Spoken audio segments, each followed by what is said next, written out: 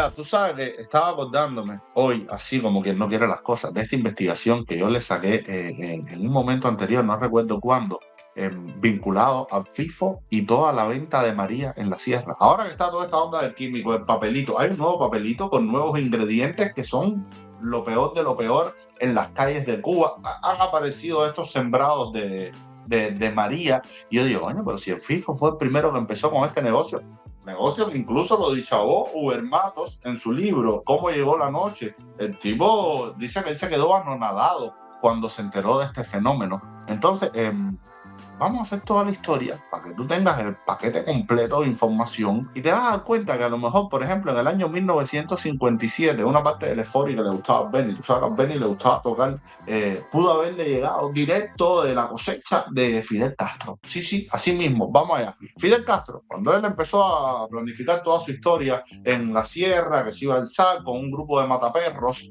él sabía que le hacía falta aliarse con los matarifes del monte, o sea, gente que viviera fuera de la ley, que ya tuviera experiencia escondiéndose, enfrentando a los soldados de Batista. Y aquí es donde entran, ¿tú sabes quiénes?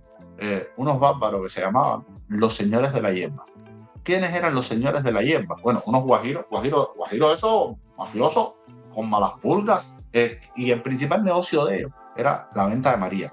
Los tipos controlaban grandes extensiones de tierra en toda la Sierra Maestra, y ahí, escondidos en el monte, cultivaban la hierbita. Fíjate tú que este mismo modus operandi es el que se repite después en Colombia y con todas las guerrillas en el continente, y ahora Maduro y Diosdado con su cartel de los soles, en el monte, escondido en el monte, con guerrillas, con cosas, protegiendo el cultivo, el sembrado, el procesamiento. Fíjate tú que es la misma, es copia y pega de esta experiencia de Fidel Castro en la Sierra Maestra. Pero seguimos. Según el escritor Carlos Franchi, el primero estuvo en la sierra con Fidel, después vio lo que era la revolución y dijo, no, esto no me gusta, se viró con carta y bueno, lo acusaron de traidor, agente de la CIA, lo clásico. Así que nada, según Carlos Franchi, había una red de distribución enorme. Se bajaba la hierba al llano y de ahí, o sea, para toda la ciudad de Cuba. Pero el verdadero tipo duro de este imperio, antes de Fidel, el capo, di tutti capo, se llamaba nada más y nada menos que Crescencio Pérez. Sí, el mismo tipo que según la historia oficial de la revolución y según el mamotreto del Che, pasaje de la guerra revolucionaria, que dice que Crescencio Pérez era un líder campesino, que se encontró así casi que de casualidad a los expedicionarios del Granma, que los reagrupó y los ayudó de corazón porque él tenía amiguitos en toda la sierra, se conocía el terreno como la palma de su mano, y tú dices, coño, aquí hay gato encerrado, no, aquí hay hierba encerrada, es lo que hay aquí, no gato encerrado. Crescencio Pérez, señor, era una especie de fugitivo marihuanero, Robin Hood, tú sabes, matón de barrio, le decían el bandido de la Sierra Maestra, y todo el mundo le tenía miedo. Bueno, el tipo era famoso desde los tiempos de Machado, la Guardia Rural de Machado ya le estaba dando sánsara allá en los montes, y después con Batista igual. El tipo vivía prófugo de la justicia en el monte y tenía una pandilla organizada de alrededor de como 100 guajiros.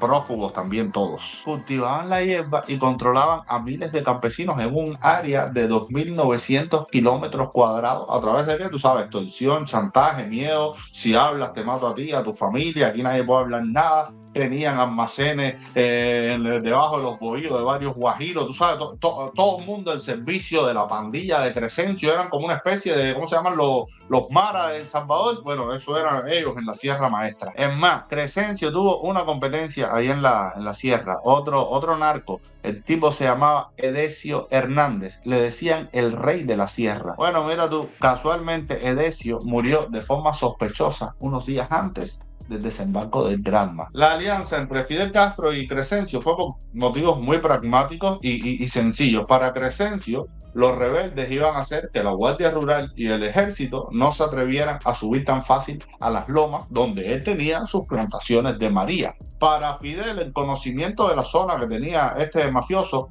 era crucial, súper importante. Sin él estarían todos perdidos en ese monte gigantesco. El FIFO, tú sabes, era un niño bitongo de chamaquito. La historia oficial dice que fue Celia Sánchez quien conectó a Crescencio con el FIFO pocos días después del desembarco del Granma. Pero, según el escritor Hugh Thomas, Eso es mentira. En su libro de 1963, titulado Cuba, The Pursuit of Freedom, dice que ambos hombres ya se habían puesto en contacto desde México y hasta habían acordado el lugar y la hora del desembarco.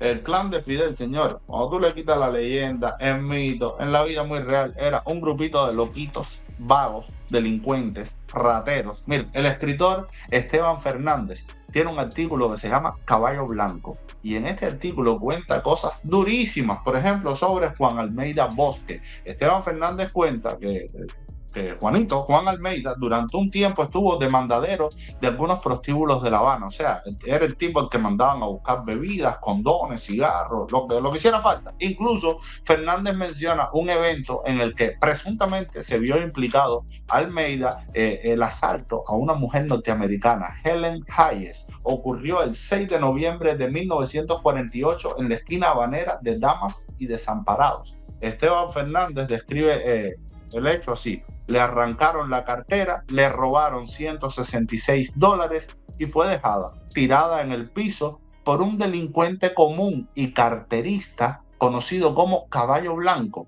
y este era el apodo de Almeida en el mundillo arrabalero. De hecho, por este incidente, la policía lo encontró en una posada escondido. El tipo se dio a la fuga y lo encontraron escondido debajo de una cama. En el juicio, Almeida dijo que no, que eso de estar atacando turistas, ese no era el giro de él. Esto es una talla parecida a lo que vimos con los jineteros ahora en un video hace poquito, estafando a los turistas y haciendo llorar a la muchacha. Mira, aquí estamos viendo una historia parecida. Dice Almeida: no, el giro mío no es estar atacando turistas, lo mío es vender marihuana.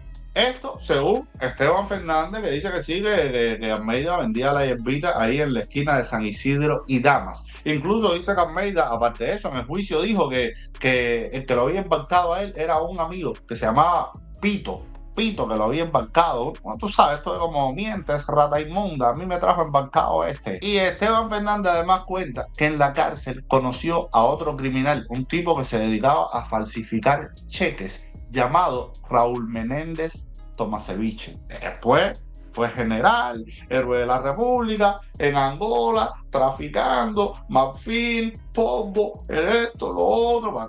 Te das cuenta que todos eran unos rateros, un clan de rateros criminales. Pero bueno, vamos a seguir con la historia. Fidel y su gente llegan con el Granma, Páfata, a las costas de Oriente. Se complica el desembarco porque el yate encalló en Los Cayuelos, y un lugar lleno de mangles, mango, marabú, tremenda historia, tremendo todo. Fidel manda a desembarcar a su tropa 2 horas antes de lo acordado con Crescencio Pérez. Eran más o menos las 6:50 de la mañana. Tiene el que dejar obligado en gran parte del armamento. Es la famosa imagen esta que vemos de todos ellos bajándose del Granma así en fila con una escopetita por arriba de la cabeza. Ya en tierra firme, como se bajaron 2 horas antes, no se encuentran los mafiosos. Fidel coge y envía un mensajero con los datos de su ubicación al lugar donde tenía que haberse encontrado con Crescencio. Crescencio recibe el mensaje y manda primero a un guajirito súper bruto a recoger a los rebeldes. Este guajirito bruto era un arriero de mulas, que era el que le cuidaba a Crescencio las plantaciones de hierba. Y el guajirito era un tipo que se llamaba Guillermo García Frías. Sí, el comandante Avestruz resulta que Fiñecito era el llevitraje de Crescencio, el que le cuidaba la hierbita, los campos, para que se cuando. Fíjate tú cómo son las tallas. Cuando Crescencio y Fidel finalmente se encuentran, Crescencio ya, el tipo explota, el tipo era el mayombe de la sierra en ese momento, y le dice: papi, que tú haces aquí abajo, y las escopetas, los fusiles, las armas, las tallas.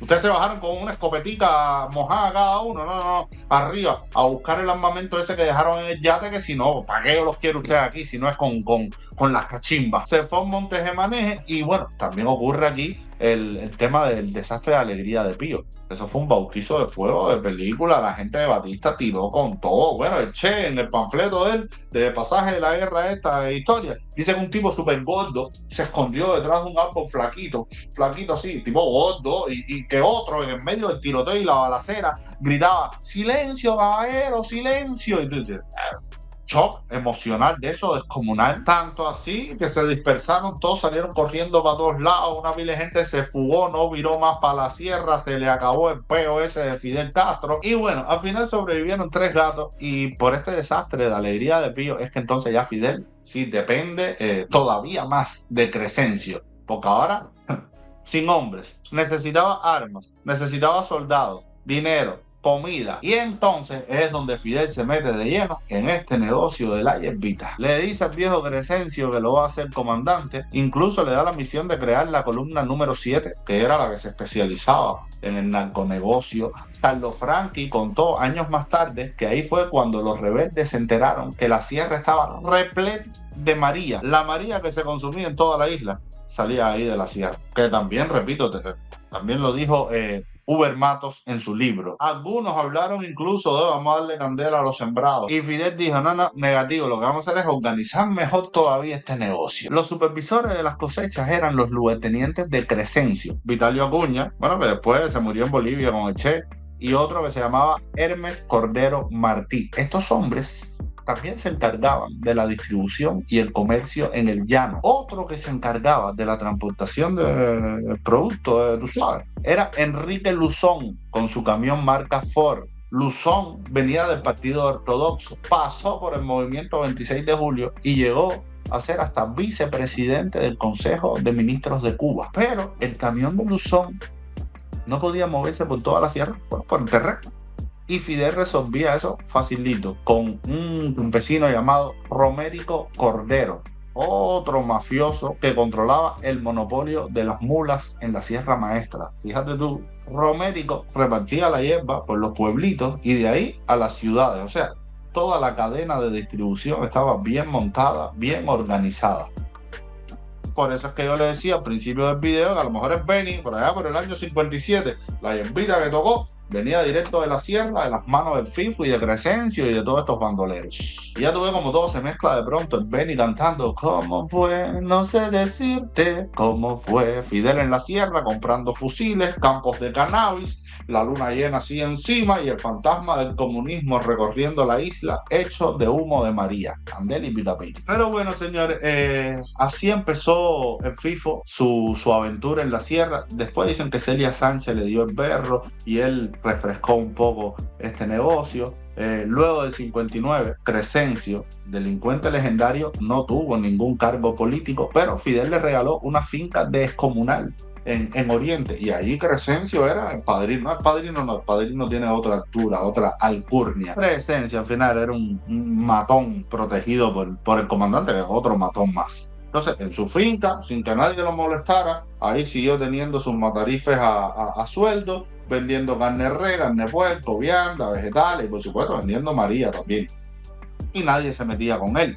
Entre sus clientes había miembros del Comité Central, de la FARC, en Minin. Un caso súper conocido es Efigenia Meijeiras, que dicen que el tipo se fumaba hasta su sombra. Esto es, para que tú veas, estas son las historias ocultas de estos cabrones. ¿Tú me entiendes? Ahora que si el químico, que si el papelito, que si el campo que apareció en la sierra, ellos tienen este negocio controlado desde el día 1. Y si te fijas, repito, es el mismo modus operandi que hay, que tiene el cartel de los soles en Venezuela, que tuvieron la FARC en Colombia. Es la misma historia porque vienen de la misma escuela y es el mismo culpable de lo que está pasando hoy con los jóvenes cubanos en las calles de Cuba. ¿Ok?